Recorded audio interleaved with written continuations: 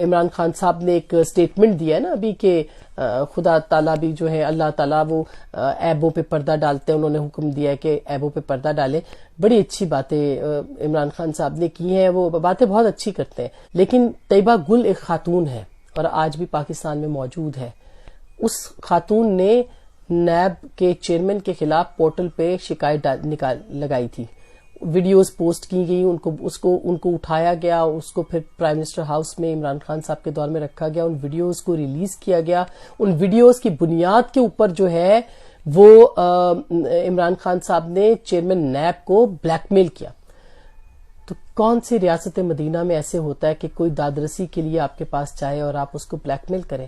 طیبہ گل نے بھی بددعائیں تو دی ہوں گی، اس نے بھی تو خدا کے سامنے اپنا معاملہ رکھا ہوگا، اور جس خدا کی باتیں آپ بتا رہے ہیں اس نے بھی طیبہ گل کی بات سنی ہوگی.